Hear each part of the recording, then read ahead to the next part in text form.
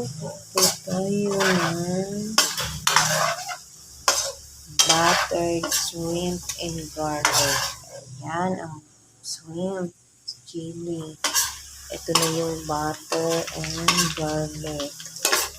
Lutuin natin yung garlic.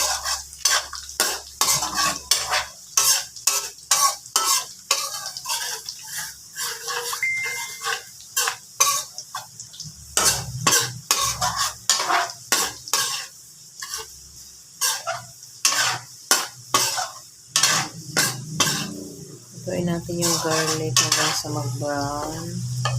Siyempre, hindi lang po ito ang ulam namin. Meron din po kaming yellow pea na may gata. Ayan, nagmamantika ang gata. Ilagyan ko ng gulay na sigarilyas. Ayan. Sarap. Simpleng buttered garlic lang yan.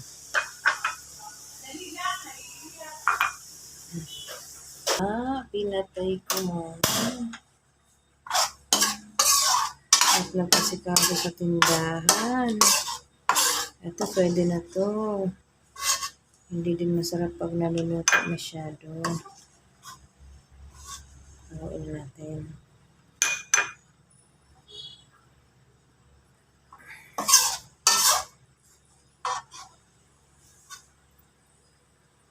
Ayan, ilalagay ko yung pagluto na. Sprinkle sa ibabaw.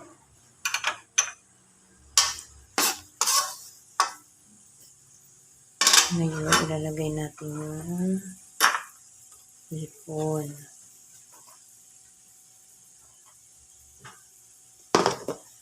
Ilalagay natin yung hipon.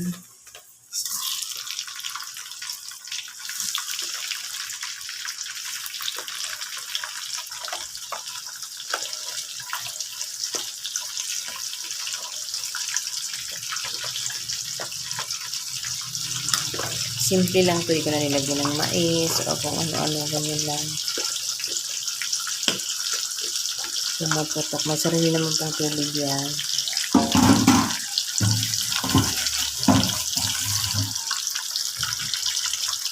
Ay, lagyan natin ng asin para malasa. Yung Angkor butter malasa yan. Lagyan natin ng asin. Yan, diba? Luto na siya.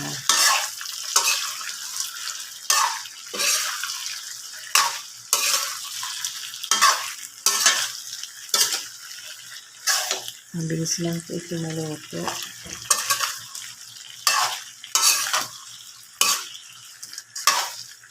Kasi hipon, parang isang kuluan lang. Mga seafoods din naman na-over po. Kaya ito na. Turugin natin ang sili para maanghang. Mas masarap maanghang.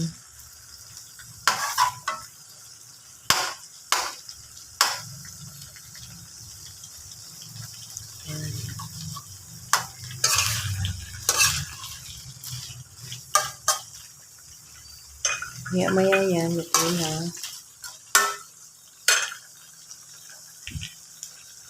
Hinihinaan ko lang yung apoy para a-absorb ang butter. Yan, kumukulo.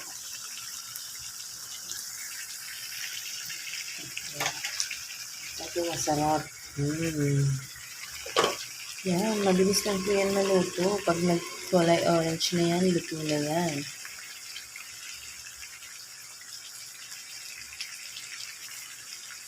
Ilagay ko lang lahat itong siling labuyo ko. Para naluluto siya. Balik na rin naman natin yung iba. Ayun, hindi luto na. Ayun. Para lahat naluluto.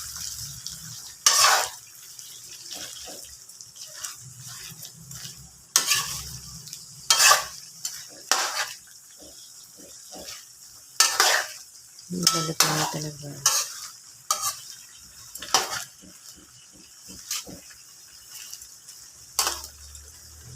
Sarap to.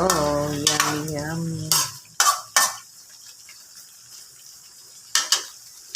Ngayon, ilalagay ko na ito.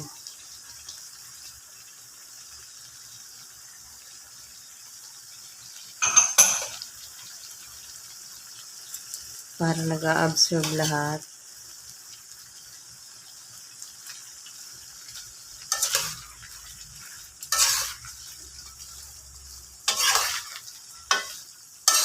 Ito na siya.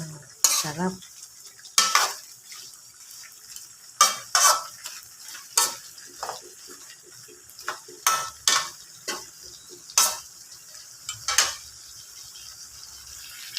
Sarap ng sauce niya. Ang lasa-lasa. Yung butter na ginamit ko is on. Kaya malasa. Kahit anong luto naman ng hipon ay masarap.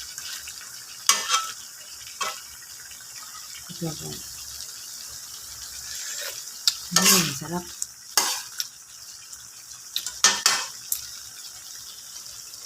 Hindi ko siya ng konti asin.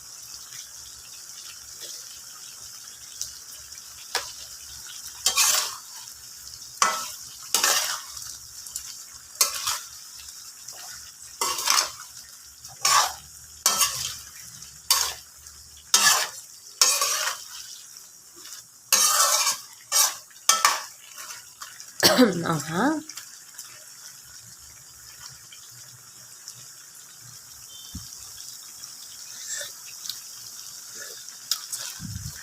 Ayan, luto na po. Thank you for watching. Patayin ko na siya at hindi maganda pag na-overcook. Mahirap balatan. Yan yung mga mabilis maluto. Thank you for watching.